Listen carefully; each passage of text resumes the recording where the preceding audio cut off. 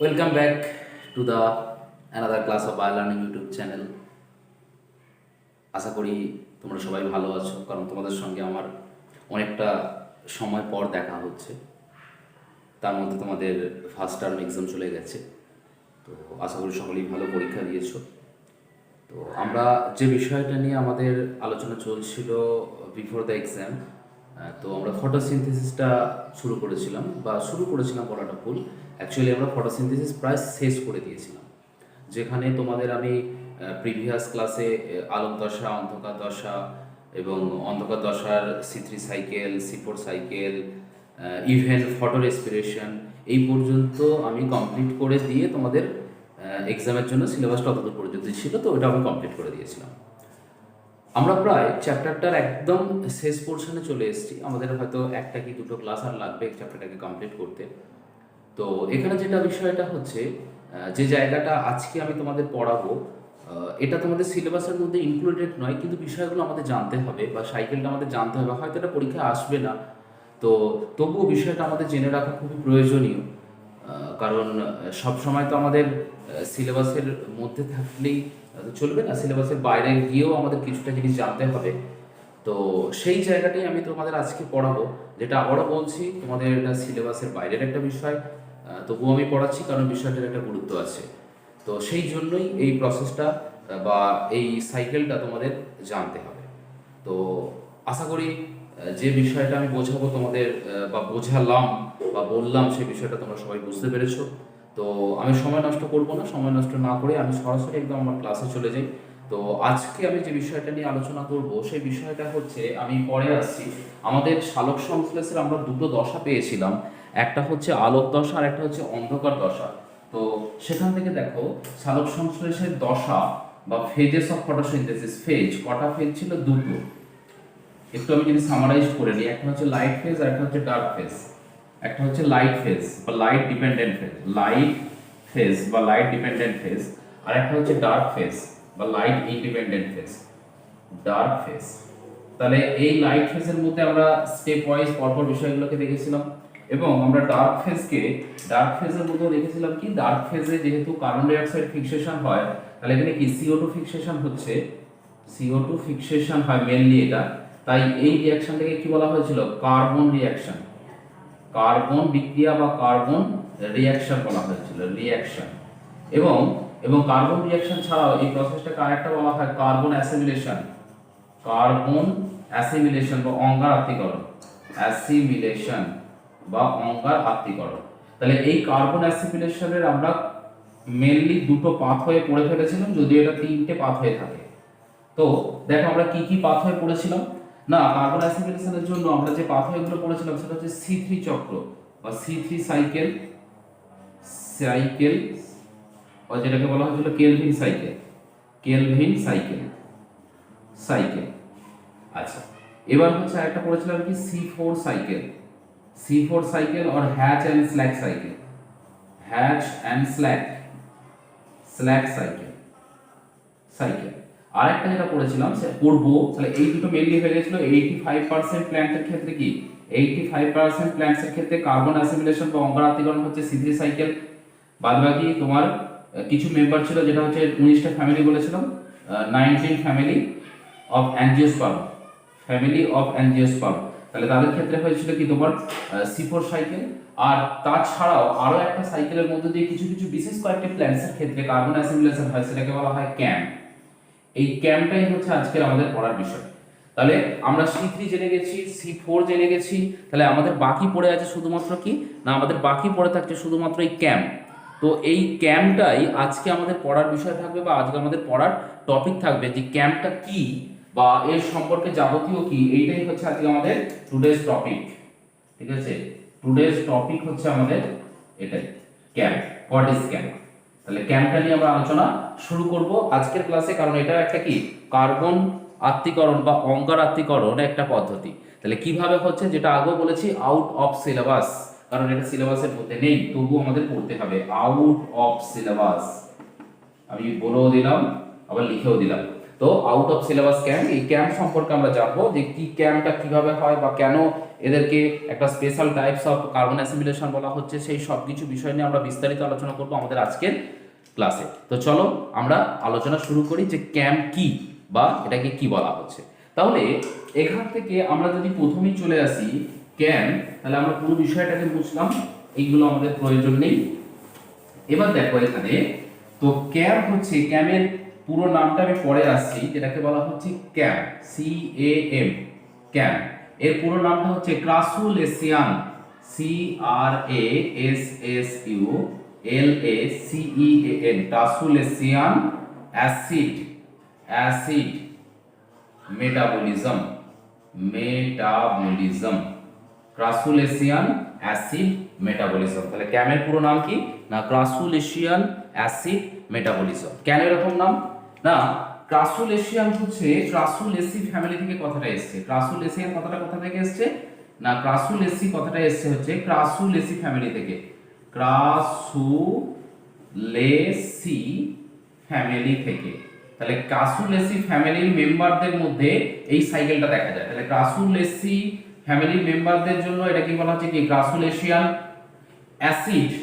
এটা এমন একটা কার্বন অ্যাসিমিলেশন প্রসেস যেখানে কি কোনো কার্বোহাইড্রেট তৈরি হয় না, ঠিক আছে, without the forming of carbohydrate, without the forming of carbohydrate, কোনো কার্বোহাইড্রেট বা শর্করা তৈরি হবে না। অনলি কি তৈরি হবে, অনলি অ্যাসিড ফর্ম করবে, অনলি অ্যাসিড তৈরি হবে, শুধুমাত্র অ্যাসিড তৈরি হবে। সেই জন্য কি অ্যাসিড মেটাবলিজম মানে আমরা জানি বিপাক, তাই তো, বা মেটাবলিক অ্যাক্টিভিটি। তাহলে যে ক্রাসুলেসি ফ্যামিলির যে সকল মেম্বারদের মধ্যে শুধুমাত্র অ্যাসিড, বিভিন্ন ডিফারেন্ট টাইপস অফ অ্যাসিড তৈরি হবে, সেটা মেবি হতে পারে পাইরুভিক অ্যাসিড, মেবি হতে পারে অক্সালিক অ্যাসিড, হ্যাঁ, মেবি হতে পারে ম্যালিক অ্যাসিড। তাহলে different types of acid form করবে, দিয়ে এই সাইকেলটাকে কমপ্লিট করছে বা বিপাক ক্রিয়াটাকে সম্পন্ন করছে। তাই এটাকে বলা হচ্ছে কি, ক্রাসুলেসিয়ান অ্যাসিড মেটাবলিজম। যেটা হচ্ছে মেনলি কোন কোন ফ্যামিলির মধ্যে দেখতে পাওয়া যায়, তাহলে বলেছি ক্রাসুলেসি ফ্যামিলি। ক্রাসুলেসি ফ্যামিলির মধ্যে কয়েকটা প্ল্যান্টের নাম যদি আমি তোমাদের বলি, সেটা আরো বুঝতে সুবিধা হবে, আমি নামটা পরে আসছি।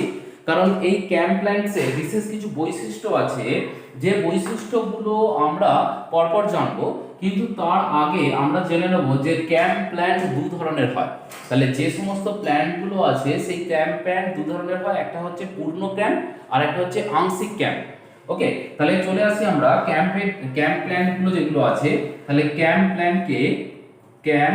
প্ল্যান্টস যারা আছে তাদের দুভাগে ভাগ করা হচ্ছে। একটা হচ্ছে কি তোমার পূর্ণ ক্যাম্প, তাই তো, পূর্ণ ক্যাম্প, আর একটা হচ্ছে আংশিক ক্যাম্প।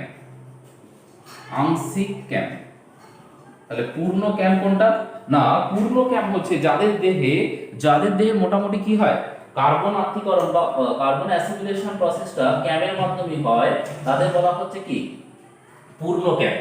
তাহলে যাদের কি হয় না, যাদের কার্বন অ্যাসিমিলেশন শুধুমাত্র অনলি ক্যাম্প সাইকেল, তাহলে কার্বন অ্যাসিমিলেশন হবে,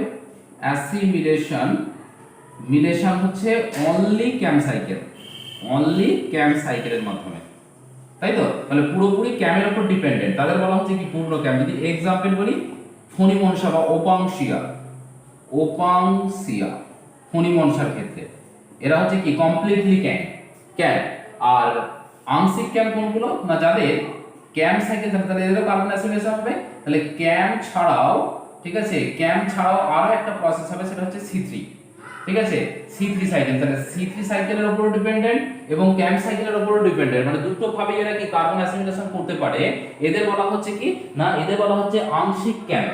এবার উদাহরণ কি না, উদাহরণ হচ্ছে অ্যাগেভ। একটা উদাহরণ বললাম, অ্যাগেভ, AGAVE, অ্যাগেভ SP।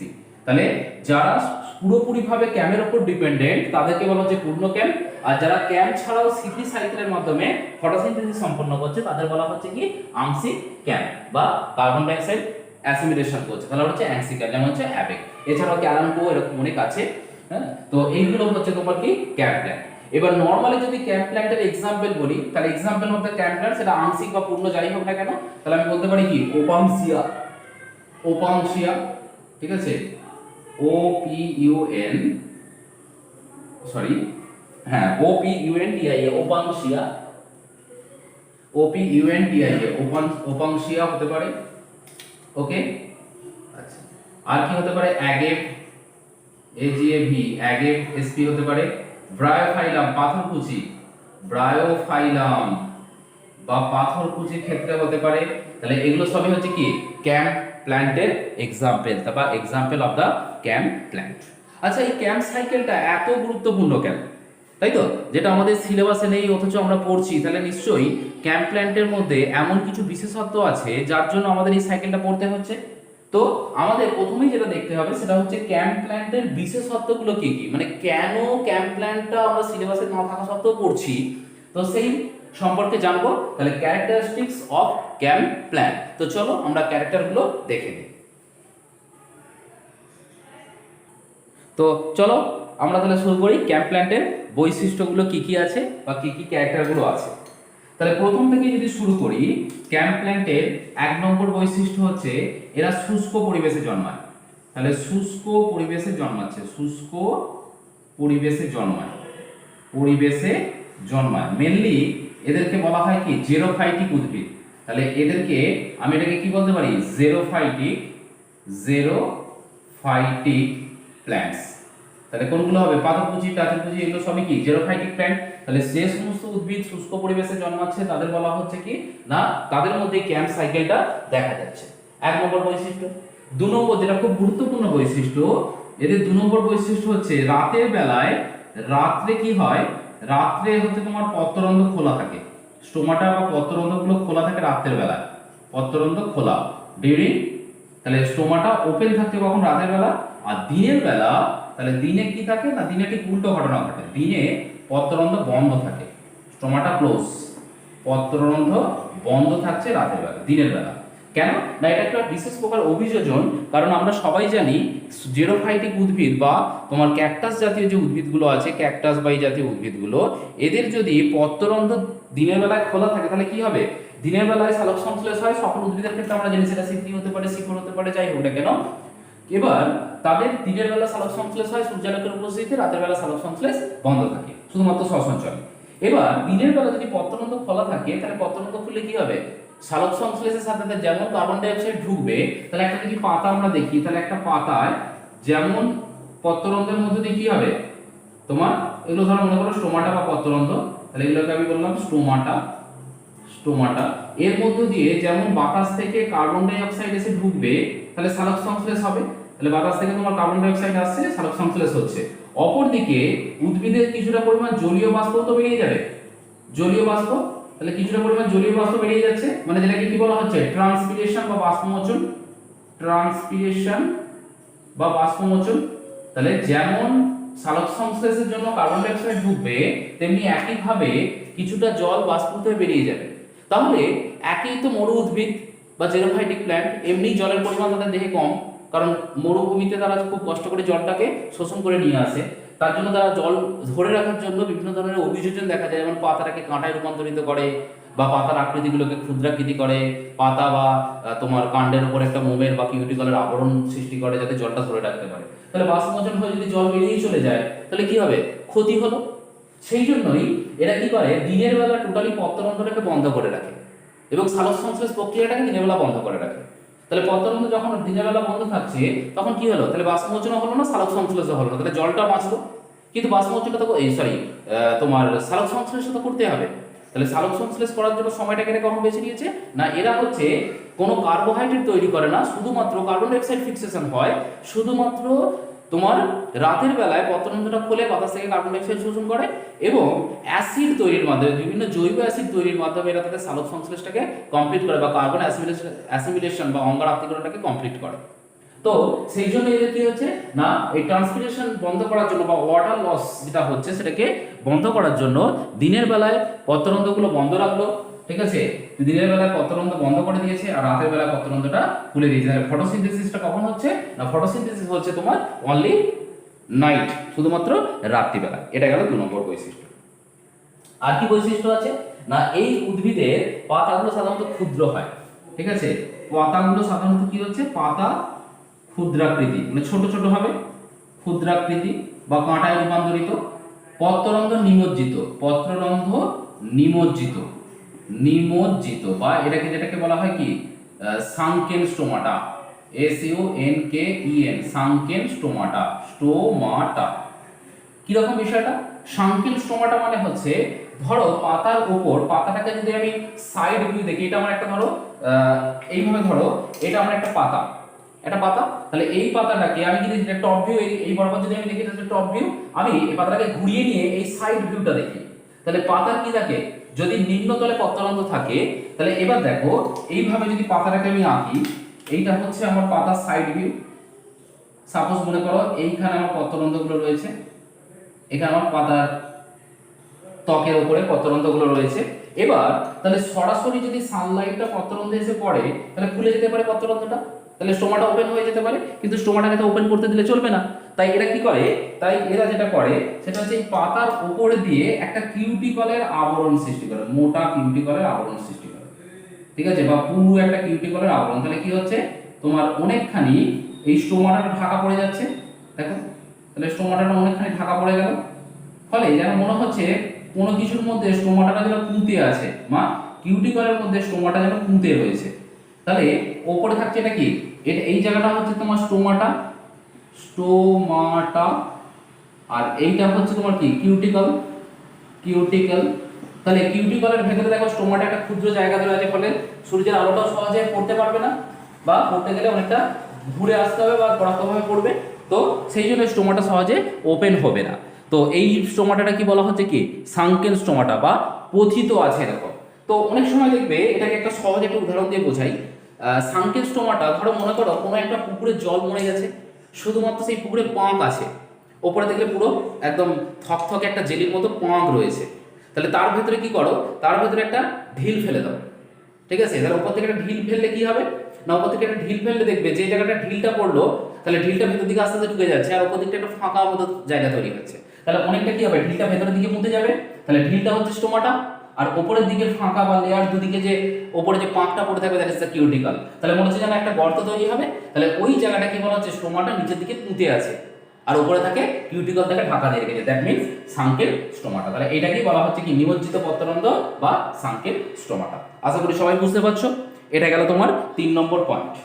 4 নম্বর পয়েন্ট কি না, 4 নম্বর পয়েন্ট হচ্ছে ক্যামের যে বিক্রিয়াগুলো হয় সব হয় মেসোফিল কলায়।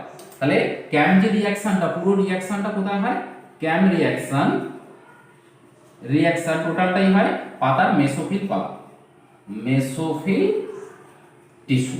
তাহলে পাতার মেসোফিল কলার মধ্যে এই পুরো ক্যাম রিঅ্যাকশনটা সম্পন্ন হবে। এটা গেল 4 নম্বর পয়েন্ট।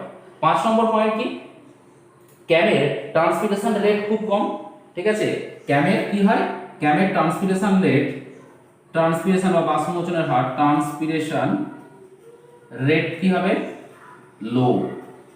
আচ্ছা, আর কি 6 নম্বর, সেটা হচ্ছে C2 cycle absent, C2 cycle absent, এখানে C2 সাইকেল হয় না, কারণ এখানে কোনো রুবিস্ক এনজাইম থাকে না।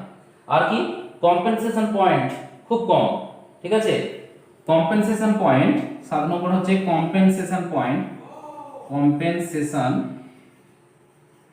পয়েন্ট বা যেটাকে লুপ্ত বিন্দু বলা হচ্ছে 0 থেকে 5 ppm, খুবই কম, ঠিক আছে। এই সমস্তগুলো গেল মোটামুটি ক্যাম প্ল্যান্টের বৈশিষ্ট্য হলো। তাহলে এইগুলো ক্যাম প্ল্যান্টের বৈশিষ্ট্য গেল। তো আশা করি সবাই বুঝতে পারছো যে ক্যাম প্ল্যান্ট কি। তাহলে এটা আমরা মোটামুটি সবগুলোই পেয়ে গেলাম।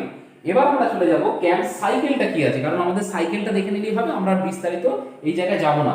তো কিভাবে সাইকেলটা হচ্ছে সেই সাইকেলটাই আমরা দেখব, যে কোথায় কি হচ্ছে, কি ঘটনা ঘটছে, সেগুলো দেখে নিলে আমাদের ক্যাম সাইকেলটা কমপ্লিট হয়ে যাবে। তো চলো আমরা ক্যাম সাইকেলটাকে দেখে নিই। দেখো, আমি এখানে তোমাদের বোঝানোর সুবিধার্থে দুটো কম্পার্টমেন্টকে আলাদা করে নিয়েছি। একটা কম্পার্টমেন্ট দেখো করেছি তোমার নাইট, মানে রাতের ঘটনাটা দেখাবো এক জায়গায়, আরেক জায়গায় দেখা হচ্ছে দিনের বেলায় ঘটনাটা।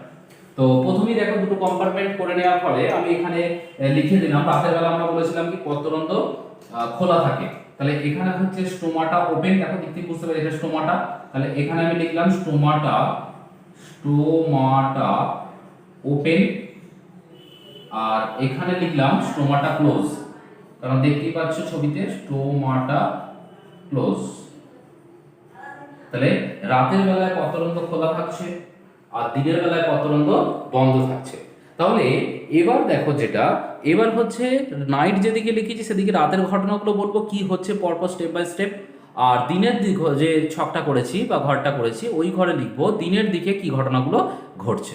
তো প্রথমেই আমরা চলে আসি, আমি প্রথমে আগে বিক্রিয়াটা লিখে নিই, তারপরে আমি তোমাদের স্টেপ বাই স্টেপ বোঝাবো। এখানে মেনলি যেটা রাতের বেলা রিঅ্যাকশনটা স্টার্ট হয় কার্বোহাইড্রেট থেকে, তাহলে রাতের মেনলি রিঅ্যাকশনটা স্টার্ট হচ্ছে কোথা থেকে? কার্বোহাইড্রেট, কার্বোহাইড্রেট, কার্বোহাইড্রেট, কার্বোহাইড্রেট যেমন একটা C4 সাইকেলের সঙ্গে মিল পাবে। তারপরে কোথায় চলে আসছে? কার্বোহাইড্রেট থেকে তৈরি হচ্ছে phosphoenol pyruvic acid, phosphoenol pyruvic acid, phosphoenol pyruvic acid বা যেটাকে সংক্ষেপে বলছে PEPA, PEPA, phosphoenol pyruvic acid. Phosphoenol pyruvic acid যখনই এলো তখনই কি হচ্ছে? পত্ররন্ধ্র যেহেতু খোলা রয়েছে তাহলে বাতাস থেকে কার্বন ডাই অক্সাইড আসবে, তাহলে বাতাস থেকে কার্বন ডাই অক্সাইড কোথায় আসবে? না ফসফোএনল পাইরুভিক অ্যাসিডের সঙ্গে যুক্ত হবে, ফসফোএনল পাইরুভিক অ্যাসিডের সঙ্গে যুক্ত হবে কিভাবে? দা এই ফসফোএনল আমরা C4 সাইকেলের প্রথম পত্রায় দেখেছিলাম, ফসফোএনল পাইরুভিক অ্যাসিড তোমার কার্বন ডাই অক্সাইডের সাথে যুক্ত হয়ে, তাহলে বাতাস থেকে গৃহীত যেহেতু পত্ররন্ধ্র খোলা কার্বন ডাই অক্সাইড ঢুকলো, কার্বন ডাই অক্সাইডের সাথে যুক্ত হয়ে কি তৈরি করবে? না যেটা তৈরি করবে সেটা হচ্ছে 4 কার্বন যুক্ত একটা যৌগ, সেটা হচ্ছে অক্সালো acetic acid, oxalo acetic acetic acid, যেটাকে আমরা সংক্ষেপে বলছি কি OAA, যেটা হচ্ছে C3 সাইকেলের first stable product. অক্সালো acetic acid থেকে আবার চলে যাবে কোথায় রিঅ্যাকশনটা বা কি তৈরি হবে? অক্সালো অ্যাসিটিক অ্যাসিড থেকে তৈরি হবে তোমার ম্যালিক অ্যাসিড, এখানে তৈরি হবে malic acid, MALIC, malic acid, যেটা হচ্ছে তোমার কি না অবভিয়াসলি 4 কার্বন যুক্ত একটা যৌগ। এই ম্যালিক অ্যাসিড চলে যাবে কোথায়? না এই ম্যালিক অ্যাসিড তাহলে রাতের বেলা দিনের বেলা, এই রাতের বেলা রিঅ্যাকশন শুরু হচ্ছিল কার্বোহাইড্রেট থেকে এবং রিঅ্যাকশনটা শেষ হলো কোথায়? না রিঅ্যাকশনটা শেষ হলো গিয়ে তোমার ম্যালিক অ্যাসিডে। ওকে, এবার এইটাই আগে ছকটা করে নাও, তারপরে বিষয়গুলো আমি বোঝাচ্ছি কিভাবে কি হচ্ছে পুরো বিষয়টা। যখন আমরা তাহলে পাতার কোষে সারা রাত ধরে ম্যালিক অ্যাসিড জমা হলো ফটোসিনথেসিস করে, এবার এই ম্যালিক অ্যাসিডটা যখন দিন হচ্ছে, কারণ কন্ডিশনটা তো একই, জায়গাটা তো একই, তাহলে সেই জন্য এই ম্যালিক অ্যাসিডটা ট্রান্সফার হয়ে যাচ্ছে কোথায়? দিনের বেলায়। তাহলে দিনের বেলায় পাতার কোষে প্রথমে শুরু থাকছে কি? Malic acid, malic acid. এবার ম্যালিক অ্যাসিড থেকে তোমার দুটো প্রোডাক্ট, কারণ ম্যালিক অ্যাসিড হচ্ছে 4 কার্বন যুক্ত একটা যৌগ, তাহলে ম্যালিক অ্যাসিড থেকে তৈরি হচ্ছে কি না ম্যালিক অ্যাসিড থেকে তৈরি হয় দুটো প্রোডাক্ট, একটা হচ্ছে তোমার যেটা সেটা হচ্ছে pyruvic acid, pyruvic acid 3 carbon মিশ্র যৌগ, পাইরুভিক অ্যাসিড যেটা তোমরা C4 সাইকেলে পেয়েছিলে। এবং এখান থেকে আরেকটা প্রোডাক্ট তৈরি হয় যেটা হচ্ছে কি কার্বন ডাই অক্সাইড, তাহলে 3 কার্বন আর 1 কার্বন 4 কার্বন, তাহলে ম্যালিক অ্যাসিড ভেঙে তৈরি হলো 3 কার্বন মিশ্র পাইরুভিক অ্যাসিড এবং একটি কার্বন ডাই অক্সাইড। এবার এই কার্বন ডাই অক্সাইডের পরে আসছি, পাইরুভিক অ্যাসিড থেকে সরাসরি কি তৈরি হতে পারে? না পাইরুভিক অ্যাসিড থেকে সরাসরি তোমার তৈরি হতে পারে কার্বোহাইড্রেট, সরাসরি তৈরি হতে পারে কার্বোহাইড্রেট, কার্বোহাইড্রেট, কার্বোহাইড্রেট। ওকে, এবার এখানে যে কার্বন ডাই অক্সাইডটা তৈরি হলো সেই কার্বন ডাই অক্সাইডটা কি করে? না সেই কার্বন ডাই অক্সাইড C3 সাইকেলে প্রবেশ করে, RUBP, RUBP থেকে কি তৈরি হয়? RUBP থেকে তৈরি হচ্ছে তোমার ফসফোগ্লিসারিক অ্যাসিড, ঠিক আছে? বা এটাকে যদি আমি একটু উল্টে লিখতাম তাহলে সুবিধা হতো আমার, এটা এইদিকে লিখলে আমার ভালো হতো। তোমার সেকেন্ড তোমার তো এইতে ট্রায়াল যাবে, তাহলে RUBP PGA ট্রায়াল, হ্যাঁ না ঠিকই ছিল, এই দিক থেকে লিখলে সুবিধা হবে। RUBP, RUBP থেকে কি তৈরি হচ্ছে? RUBP থেকে তৈরি হচ্ছে ফসফোগ্লিসারিক অ্যাসিড, PGA, PGA থেকে তৈরি হচ্ছে কি ট্রায়োজ, তাই তো ট্রায়োজ, ট্রায়োজ, ট্রায়োজ থেকে আবার কি RUBP, আবার ট্রায়োজটা এই দিকে গিয়ে কার্বোহাইড্রেট তৈরি করে, বিষয়টাকে বুঝিয়ে দেবো। সেটা হচ্ছে এখান থেকে কার্বন ডাই অক্সাইডটা গেল, কার্বন ডাই অক্সাইড আর এর সাথে যুক্ত হয়ে তৈরি হলো পিজিএফ ফসফোগ্লিসারিক অ্যাসিড। তো এই বিষয়টা দেখো,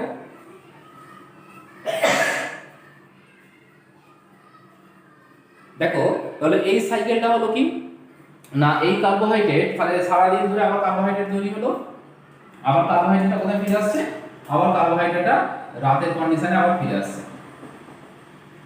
এটা পুরো ছকটা গেল, এবার বিষয়টাকে বোঝাও যে কিভাবে কি ঘটনাটা ঘটছে। তাহলে এটাকে আমরা কি বলতে পারি, C3 চক্র বা C3 সাইকেল। এই হচ্ছে দেখো পুরো বিষয়। এবার এই পুরো বিষয়টা দেখো, প্রথমেই একদম শুরু করি তোমার রাতের ঘটনা দিয়ে। রাতের ঘটনা দিয়ে, তাহলে রাতের ঘটনায় কি হচ্ছে না, রাতের ঘটনায় আমরা দেখতে পাচ্ছি প্রথমেই পাতার কোষে প্রচুর পরিমাণে কার্বোহাইড্রেট বা শর্করা জমা রয়েছে। এই কার্বোহাইড্রেট কি হলো, কার্বোহাইড্রেট প্রথমেই কনভার্ট হচ্ছে কি না 3 কার্বন বিশিষ্ট একটা যৌগ, যেটা হচ্ছে তোমার কি ফসফোয়েনল পাইরুভিক অ্যাসিড বা পেপা। ফসফোয়েনল পাইরুভিক অ্যাসিড কি হচ্ছে না, এটা রাতের ঘটনা ঘটছে, কিন্তু ফসফোয়েনল pyruvic acid carbon die oxide যদি পত্ররন্ধ্র খোলা রয়েছে, তাহলে কার্বন ডাই অক্সাইডের সাথে যুক্ত হয়ে অক্সালো অ্যাসিটিক অ্যাসিড একটা 4 কার্বন বিশিষ্ট যৌগ তৈরি হলো। অক্সালো অ্যাসিটিক অ্যাসিড থেকে তাহলে এটা কি হচ্ছে, ফটোসিনথেসিস চলছে। অক্সালো অ্যাসিটিক অ্যাসিড কি করলো না, অক্সালো অ্যাসিটিক অ্যাসিড NADPH H+ থেকে বা NADPH বিজা আবার পুনরায় জারিত হয়ে NADPH H+ থেকে কি তৈরি করছে, NADP+। হলো, তাহলে NADP+ জারিত হয়ে তৈরি হলো কি NADP+, এবং তার সঙ্গে সঙ্গে তৈরি করলো একটা 4 কার্বন বিশিষ্ট যৌগ, সেটা হচ্ছে ম্যালিক অ্যাসিড। তাহলে সারা রাত ধরে কি তৈরি হলো, সারা রাত ধরে কার্বন ডাই অক্সাইড ফিক্সেশন, তাই এটা কি কার্বন অ্যাসিমিলেশন হচ্ছে, কে করছে, তার সাবস্ট্রেট হচ্ছে ফসফোয়েনল পাইরুভিক অ্যাসিড, স্টেবল প্রোডাক্ট কে অক্সালো অ্যাসিটিক অ্যাসিড। তাহলে সারা রাত পাতার কোষে সঞ্চিত কার্বোহাইড্রেট থেকে তৈরি হলো কি তোমার ম্যালিক অ্যাসিড। তাহলে সারা রাত ধরে ম্যালিক অ্যাসিড তৈরি হওয়ার ফলে তাহলে পাতায় কি হচ্ছে না, পাতায় প্রচুর পরিমাণে অ্যাসিড জমা হচ্ছে, ফলে পাতার পিএইচ কমে যায়, কারণ পাতা কি হয়ে পড়ে, আম্লিক হয়ে পড়ে। কারণ পাতার মধ্যে সারা দিন ধরে যে কার্বোহাইড্রেটটা তৈরি হয়েছিল, সেই কার্বোহাইড্রেটটা তোমার কোথায় তৈরি হলো, কনভার্ট হলো কিসে, ম্যালিক অ্যাসিডে। সেই জন্য এটাকে বলা হচ্ছিল কি অ্যাসিড বিপাক। কারণ দেখো এটা কি phosphoenol pyruvic acid acid, oxalo acetic acid acid, malic acid acid, এদিকে পাইরুভিক অ্যাসিড অ্যাসিড, তাই তো ফসফোগ্লিসারিক অ্যাসিড, সব কি হচ্ছে, সব অ্যাসিড তৈরি হচ্ছে। কোনো কার্বোহাইড্রেট আমরা প্রায় পাচ্ছি না বললেই চলে, অনলি ট্রায়োজ ফসফেট একটা পেয়েছি, যেখানে একটা কার্বোহাইড্রেট আমরা পেয়েছি। তো তাহলে সারা রাত ধরে কার্বোহাইড্রেট কনভার্ট হয়ে গেল ফসফোয়েনল পাইরুভিক অ্যাসিড থেকে অক্সালো অ্যাসিটিক অ্যাসিড থেকে শুরু করে একদম লাস্ট ম্যালিক অ্যাসিড এসে স্টেবল হলো। তাহলে সারা রাত ধরে পাতার কোষে ম্যালিক অ্যাসিড জমতে জমতে জমতে জমতে একসময় কি হবে, পাতার অম্লত্ব বা আম্লিকতার পরিমাণটা বেড়ে গেল। তাহলে পাতায় সারা রাত ধরে ম্যালিক অ্যাসিড তৈরি হলো, বিক্রিয়া হয়ে গেছে। তাহলে এবার যখন এই হবে কি দিনের আসবে, তাহলে দিনের রাতের বেলা পাতায় জমা হয়েছে, তাহলে রাত থেকে আস্তে আস্তে কি হলো, দিন হলো। তাহলে দিনের বেলা কি হচ্ছে, এই দুটো যে কন্ডিশন দেখানো হচ্ছে ডে আর নাইট, সেটা একই পাতার মধ্যে দেখানো হয়েছে বা একই মেসোফিল কলা দেখানো হয়েছে, দুটো কন্ডিশন মাত্র, একটা রাতের কন্ডিশন, একটা দিনের কন্ডিশন, দুটো কিন্তু আলাদা প্লেস নয়, দুটো হচ্ছে সেম প্লেস, একই পাতা, একই মেসোফিল কলা, একই সব, খালি দুটো কন্ডিশনকে বোঝানোর জন্য দুটো আলাদা ছক বা আলাদা ঘর দেখানো হয়েছে। তাহলে রাতের কন্ডিশনে পুরো সারা রাত ধরে ম্যালিক অ্যাসিডটা আমরা সঞ্চয় হলো। এই ম্যালিক অ্যাসিডে কি হচ্ছে, যখন সূর্য উঠলো দিন হলো, তাহলে ম্যালিক অ্যাসিডটা কোথায় থাকছে, সেটাকে উপমুখী চিহ্ন দেওয়া রয়েছে, কারণ কি একই কন্ডিশন বলে। তাহলে ম্যালিক অ্যাসিড এবার পাতায় রয়েছে, তাহলে দিনের বেলা যখনই সূর্য উঠছে বা দিন যখন শুরু হচ্ছে, তখন কি হলো, স্টোমাটা ক্লোজ করে দিল, তাহলে কার্বন ডাই অক্সাইড ফিক্সেশন আর হলো না, মানে ফটোসিনথেসিস বন্ধ হয়ে গেল। তখন কি হবে, পাতার মধ্যে জমে থাকা পাতাটা কি অম্লিক হয়েছিল, কারণ সারা রাত ধরে ম্যালিক অ্যাসিড তৈরি হয়েছিল। সেই ম্যালিক অ্যাসিড আস্তে আস্তে কি করবে, ভাঙতে শুরু করবে, যেটা আমরা C4 সাইকেলে পেয়েছিলাম। তাহলে ম্যালিক অ্যাসিড হচ্ছে 4 কার্বন বিশিষ্ট একটা যৌগ। ম্যালিক অ্যাসিড থেকে তৈরি হচ্ছে দুটো প্রোডাক্ট, একটা হচ্ছে 3 কার্বন বিশিষ্ট পাইরুভিক অ্যাসিড, আর একটা হচ্ছে কার্বন ডাই অক্সাইড। যেই কার্বন ডাই অক্সাইডটা তোমার C3 সাইকেলে প্রবেশ করছে, সেটা পরে আসছি। আগে কি হচ্ছে পাইরুভিক অ্যাসিড, সেই পাইরুভিক অ্যাসিড থেকে সরাসরি কি তৈরি হতে পারে, কার্বোহাইড্রেট। এবং যখন ম্যালিক অ্যাসিড থেকে পাইরুভিক অ্যাসিড তৈরি হচ্ছে, সেখানে একটা ঘটনা ঘটে, সেটা হচ্ছে যখন দেখো তোমার অক্সালো অ্যাসিটিক অ্যাসিড থেকে ম্যালিক অ্যাসিড হয়েছিল, NADPH তোমার জারিত হয়েছিল, তাহলে এখানে কি হবে, পুনরায় আবার NADP+ বিজারিত হবে, NADP+ পুনরায় বিজারিত হবে, দিয়ে কি করবে, NADP+ থেকে আবার NADPH+ H+ ফর্ম করলো। তাহলে ম্যালিক অ্যাসিড থেকে তৈরি হলো NADP+ বিজারিত হয়ে NADPH+ H+ সঙ্গে পাইরুভিক অ্যাসিড এবং কার্বন ডাই অক্সাইড ফর্ম করলো। পাইরুভিক অ্যাসিড থেকে সরাসরি কার্বোহাইড্রেট তৈরি হতে পারে, এটা একটা পাথওয়ে। এছাড়াও তোমার কি হয়, কিছু কিছু ক্ষেত্রে আংশিক ক্যাম্প বলেছিলাম, যাদের কি হয় C3 ছাড়াও ক্যাম্প ছাড়াও আরেকটা সাইকেল আছে, সেটা হচ্ছে C3। তাহলে অন্যদিকে যে কার্বন ডাই অক্সাইড তৈরি হলো সেটা হচ্ছে RuBB এর সাথে যুক্ত হবে ribose 1,5 bisphosphate with the help of enzyme rubisco, তাহলে রুবিস্কোর সাহায্য নিয়ে কি তৈরি হলো, ফসফোগ্লিসারিক অ্যাসিড, যেটা হচ্ছে 3 কার্বন বিশিষ্ট যৌগ। তাহলে কার্বন ডাই অক্সাইড ফিক্সেশন আরেকবার হলো, দিয়ে তৈরি হলো কি পিজিএ থেকে কি তৈরি হয় না, পিজিএ থেকে 12 মলিকিউল অফ তোমার 12 মলিকিউল অফ পিজিএ তৈরি হচ্ছে, যার 2 মলিকিউল কোথায় চলে যাচ্ছে, অ্যাজ এ কার্বোহাইড্রেট বা ট্রায়াস হয়ে কার্বোহাইড্রেট চলে যাচ্ছে, বাকিটা যে 10 মলিকিউল পিজিএ রইলো সেটা হচ্ছে তোমার RuBB রিজেনারেট করছে বা রিজেনারেশন হয়ে চলে গেল। তাহলে এটাকে বলছে C3 সাইকেল। তাহলে এখান থেকে কি তৈরি হলো, কার্বোহাইড্রেট। তাহলে দেখো দিনের বেলায় পাতায় সঞ্চিত ম্যালিক অ্যাসিড থেকে তৈরি হলো কার্বোহাইড্রেট, তাহলে দিনের বেলা কার্বোহাইড্রেটের সঞ্চয় বাড়ছে। অন্যদিকে আবার এটা যখন রাত হচ্ছে, তাহলে কার্বোহাইড্রেট পাতার কাছে সারাদিন ধরে জমা হয়েছিল, সেই কার্বোহাইড্রেটের এই কন্ডিশন দেখো আবার উন্মুখী চিহ্ন, তাহলে দিয়ে আবার কি হলো, কার্বোহাইড্রেট। তাহলে দিনের বেলায় তোমার ম্যালিক অ্যাসিড থেকে তৈরি হচ্ছে কার্বোহাইড্রেট, তাহলে অ্যাসিড থেকে তৈরি হচ্ছে সুগার, আর রাতের বেলায় যেটা তৈরি হচ্ছে সেটা হচ্ছে তোমার কি, সুগার থেকে তৈরি হচ্ছে অ্যাসিড। তাহলে দেখো এই সাইকেলটা কোথায় হয় বলেছিলাম না, ক্রাসুলেসি ফ্যামিলির ক্ষেত্রে। তাহলে সেই জন্যই কি সি ক্যাম্পের পুরো নাম, সেই জন্যই বলা হচ্ছে ক্রাসুলেসি ফ্যামিলি হওয়ার জন্য ক্রাসুলেশিয়ান।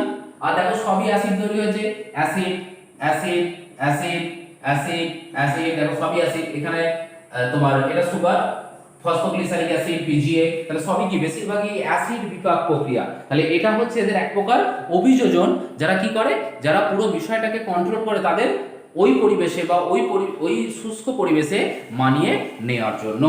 তো এই ঘটনাটা গেল হচ্ছে তোমার কি না ক্যাম্প প্ল্যান্টের ক্ষেত্রে। তাহলে ক্যাম্প প্ল্যান্টের ক্ষেত্রে এই বৈশিষ্ট্যগুলো আমরা মোটামুটি পাচ্ছি। তাহলে এই হয়ে গেল তোমার ক্যাম্প সাইকেল। তো একবার মোটামুটি সবাই ভালো করে বিষয়টাকে বুঝে নেবে বা ভালো করে পড়ে নেবে যে ক্যাম্প প্ল্যানটা কি আছে, কেন ক্যাম্প বলা হচ্ছে সেটাও বুঝিয়েছি, কিভাবে হচ্ছে। এবং এখানে যদি আমরা তোমার উৎসেচকগুলো লিখি, তাহলে উৎসেচক কয়েকটা উৎসেচক আমরা দিয়ে দিই যে তোমাদের কিভাবে বিষয়গুলো ঘটছে, সেটা হচ্ছে তোমার কোথায় কি উৎসেচক লাগছে, তো সেই জায়গাটা দিলে মনে হয় একটু বেটার হবে। তো দেখো আমি তাহলে উৎসেচকগুলো বলে দিই। কার্বোহাইড্রেট থেকে যখন কি হচ্ছে কার্বনিক অ্যানহাইড্রেট উৎসেচক দিয়ে তোমার এখানে পেপ কার্বক্সিলেজ উৎসেচক দেওয়া এখানে, কারণ কি আমরা আগেই জেনেছিলাম যে যখন ফসফরাস পাইরুভিক অ্যাসিড থেকে অক্সালোঅ্যাসিটিক অ্যাসিড তৈরি হয় তখন কি হয়, পেপ কেস বা পেপ কার্বক্সিলেজ এনজাইম লাগে। PEP case or PEP carboxylase মানে কার্বন ডাই অক্সাইড সংযোজন হচ্ছে বা আত্তীকরণ হচ্ছে, কার্বক্সিলেজ তাহলে পেপ কেস বা পেপ কার্বক্সিলেজ তৈরি হলো। তারপরে কি তৈরি হয়েছে, অক্সালোঅ্যাসিটিক অ্যাসিড থেকে তোমার দেখো অক্সালোঅ্যাসিডেট বা অক্সালোঅ্যাসিটিক অ্যাসিড থেকে তৈরি হচ্ছে কি, অক্সালোঅ্যাসিটিক অ্যাসিড থেকে তৈরি হচ্ছে ম্যালিক অ্যাসিড বা ম্যালেট। ওখান থেকে তোমার ওখানে এনজাইমটাও ম্যালেট ডিহাইড্রোজিনেজ, তাহলে এখানের এনজাইমটা হবে কি ম্যালেট ডিহাইড্রোজিনেজ,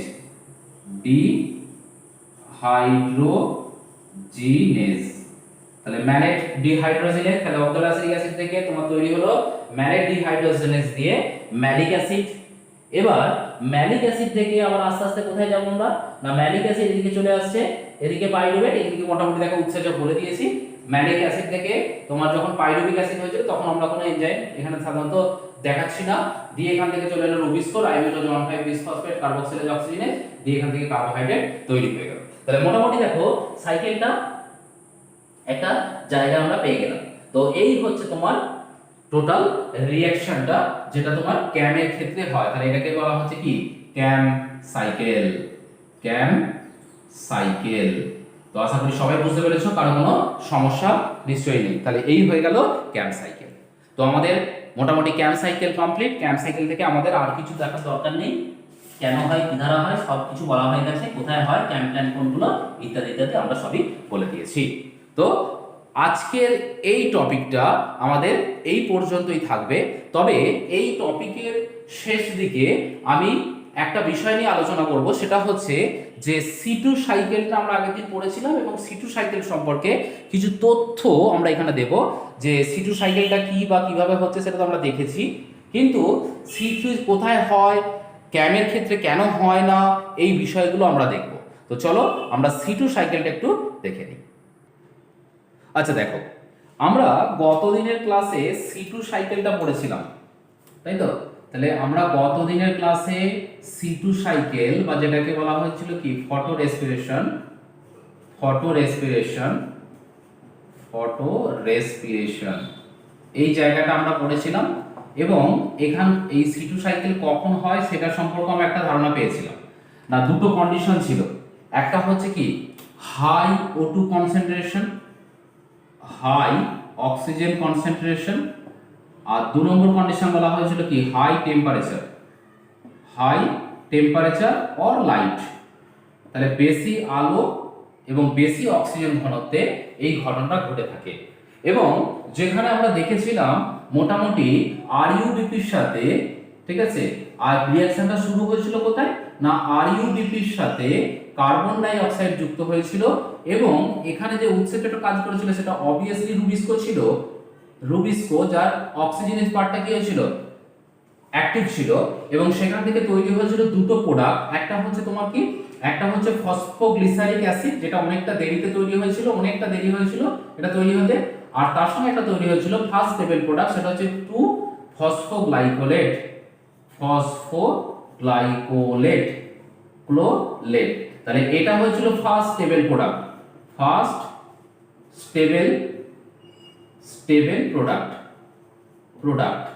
এবং যেটা ছিল কি 2 কার্বন মিশ্র, দ্যাটস ওয়াই এই সাইকেলটাকে বলা হয়েছিল কি C2 সাইকেল। তাহলে এটা আমরা আগের দিন পড়েছিলাম এবং এখানে দেখো যে উৎসেচকটা কাজ করেছিল সেই উৎসেচকটা হচ্ছে কি না উৎসেচকটা মেইনলি ছিল হচ্ছে রুবিস্কো, তাই তো? এবার দেখো এই সাইকেলটা আমরা যদি বলি যে এই সাইকেলটা কোথায় হয় না এই সাইকেলটা মেইনলি হচ্ছে তোমার কোথায়, তোমার C3 প্ল্যান্টের ক্ষেত্রে। তাহলে C2 সাইকেল মেইনলি কোথায় হয়, C3 প্ল্যান্টসের ক্ষেত্রে তোমার কি হচ্ছে C3 সাইকেল দেখতে পাওয়া যায়, C2 cycle present C3 plants. আর এখানে কি C4 আর ক্যাম যদি বলি এদের ক্ষেত্রে যদি বলি, তাহলে এবার দেখো, তাহলে আমি দুটো ভাগ করলাম, একটা হচ্ছে C3 একটা C4 আর ক্যাম। তাহলে C3 এর ক্ষেত্রে C2 সাইকেলটা কি C2 cycle present, in case of এদের ক্ষেত্রে কি C2 সাইকেল অ্যাবসেন্ট। কেন, কারণ কি C2 সাইকেল অ্যাবসেন্ট হওয়ার কারণ কি না C2 সাইকেলে মেইনলি যেটা হয় একটা মেইনলি উৎসেচক লাগে, সেটা হচ্ছে কি তাহলে C2 সাইকেলের যে উৎসেচকটার নাম হচ্ছে কি প্রধান উৎসেচক rubisco ribulose 1,5 bisphosphate, ribulose 1,5 bisphosphate carboxylase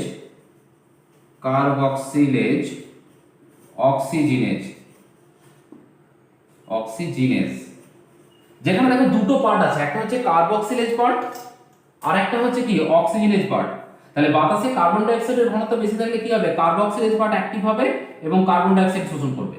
অন্যদিকে বাতাসে যদি অক্সিজেনের ঘনত্ব বেশি থাকে তখন কি হবে, তখন অক্সিজেনেজ অ্যাক্টিভ হয়ে তখন অক্সিজেন শোষণ করে কার্বোহাইড্রেট তৈরি করবে। তাহলে যেহেতু দুটোই উৎসেচক থাকে, বাতাসে অক্সিজেনের পার্ট বেশি থাকলে অক্সিজেনেজ অ্যাক্টিভ থাকবে বা অক্সিজেনেজ ফটোসিনথেসিস ঘটাবে থ্রু দা অক্সিজেনেজ পার্ট।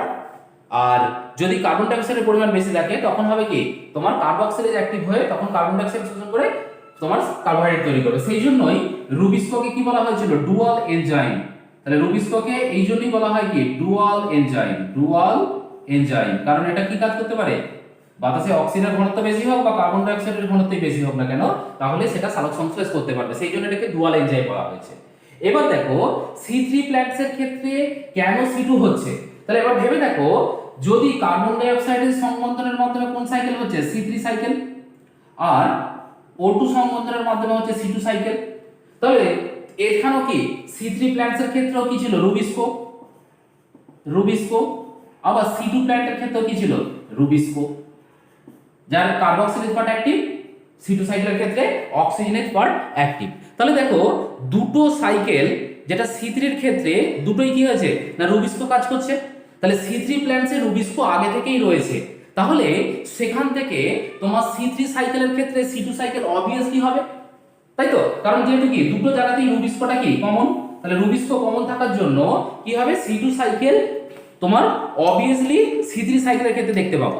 অন্যদিকে আমি কি বলেছিলাম, ক্যাম এবং C4 প্ল্যান্টসের ক্ষেত্রে C2 সাইকেল অ্যাবসেন্ট। কারণ একটু ভেবে দেখো, ক্যাম প্ল্যান্টের ক্ষেত্রে C4 এর ক্ষেত্রে এনজাইমটা কে ছিল? C4 এর ক্ষেত্রে এনজাইম ছিল পেপকেজ। আর একইভাবে যেটা একটু আগে করলে ক্যাম প্ল্যান্টস, এর ক্ষেত্রে এনজাইম কে ছিল? পেপকেজ। তাহলে কোনো কি এইগুলো প্রেজেন্ট। অন্যদিকে তোমার রুবিস্কো যেটা ছিল, রুবিস্কো কি? Rubisco absent both in C4 and CAM. তাহলে এদের ক্ষেত্রে অ্যাবসেন্ট হওয়ার জন্য তাহলে রুবিস্কো যেহেতু থাকলো না, তাই কি হবে না, তাই কখনোই C2 সাইকেল কি হবে না, C2 সাইকেল অসম্ভব। তাহলে রুবিস্কো নেই মানে কি C2 সাইকেল কখনোই সম্ভব নয়। তাহলে এরা পেপ কেস দিয়ে কাজ কমপ্লিট করছে, সেই জন্যই এদের তোমার কি হচ্ছে, কোনো C2 সাইকেল হচ্ছে না C4 এবং ক্যাম প্ল্যান্টসের ক্ষেত্রে। অনলি C3 এর ক্ষেত্রে তোমার রুবিস্কো থাকার জন্য C2 সাইকেলটা বা ফটো রেসপিরেশন হচ্ছে। তাহলে আজকে আমি একটা বিষয় বোঝালাম তোমাদের, কেন C3 প্ল্যান্টের ক্ষেত্রে C2 হয় এবং C4 বা ক্যামের ক্ষেত্রে কেন হয় না। আমরা নেক্সট ক্লাস আমাদের যেগুলো থাকবে, তাহলে নেক্সট ক্লাসে আমরা এই কোশ্চেন, কারণ আমাদের চ্যাপ্টার শেষ হয়ে গেছে বা আমাদের টপিক, মেজর টপিক যে জায়গাগুলো ছিল সেগুলো শেষ হয়ে গেছে। পরের দিনের ক্লাসে আমি তোমাদের কিছু কোশ্চেন অ্যান্সার ডিসকাশন করব, মানে অল ওভার ফটোসিনথেসিস যা আমরা পড়েছি তার উপর থেকে কিছু আমরা কোশ্চেন অ্যান্সার ডিসকাস করব। আর আমাদের কিছু জায়গা, ছোট ছোট জায়গা যেগুলো আমাদের বাকি যদি রয়ে গিয়ে থাকে সেগুলোকে আমি কভার করে দেবো। তো আমি আর একটা ক্লাস তোমাদের নেব, একটা ক্লাসের মধ্যে বাকি বিষয়গুলো যেগুলো আছে সেগুলো আমি কমপ্লিট করব। তো আজকের ক্লাসটা আমার এই পর্যন্ত থাকলো, আশা করি সবাই বুঝতে পেরেছো। কারো যদি কোনো সমস্যা থাকে তোমরা কমেন্টে জানাতে পারো, আর যদি কমেন্টে না জানাও তাহলে হোয়াটসঅ্যাপে জানাতে পারো তোমরা, বা বাই ফোন আমাকে জানাতে পারো। আর যারা আগের ভিডিওটি দেখোনি, C2 সাইকেলের যে ভিডিওটি আমি দিয়েছিলাম, তো সেটার ডেসক্রিপশনে লিংক দেওয়া থাকবে, তোমরা সেখান থেকে দেখে নিও। তো আশা করি সবাই বুঝতে পেরেছো। তো আজকের ক্লাসটা এই পর্যন্তই শেষ করলাম। That's all for the day. Have a nice day. Thank you.